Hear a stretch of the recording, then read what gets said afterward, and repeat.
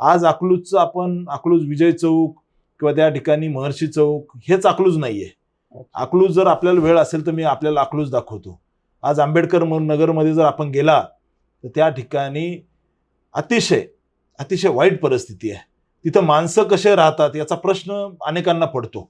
अतिशय वाईट परिस्थिती आहे. तिथं असलेली ड्रेनेज सिस्टम नाही आहे, तिथं पाण्याची व्यवस्था नाही आहे, तिथं लाईट नाही आहे. एखाद्या आदिवासी पाड्यावर लाईट असते, परंतु आंबेडकर नगरमध्ये आपण जर बघितलं तर तिथं स्ट्रीट लॅम्प नाही आहेत, काहीच नाही आहे. अतिशय दारिद्र्याचं दर्शन त्या ठिकाणी विकासनगर असेल, आंबेडकर नगर असेल किंवा राऊत नगर असेल, या सगळ्या भागामध्ये मोठ्या प्रमाणामध्ये गैरसुविधा आहेत. त्यामुळे अकलूजचा विकास करताना आमचा एक विकासाचा अजेंडा आहे, विकासाचा आराखडा आहे आणि याच्या जोडीला महाराष्ट्रामध्ये सरकार भाजपाचं आहे. त्यामुळे मी विश्वासाने सांगतो, आम्ही जे या ठिकाणी आमचं व्हिजन मांडलेलं आहे, आम्ही जो आमचा जाहीरनामा केलेला आहे, याच्यामध्ये प्रामुख्यानं अकलूजमधल्या माणसांचा विकास झाला पाहिजे आणि अकलूजमधल्या सामान्य जनतेला मूलभूत सुविधा भेटल्या पाहिजे, याच्यावरती आमचा भर आहे.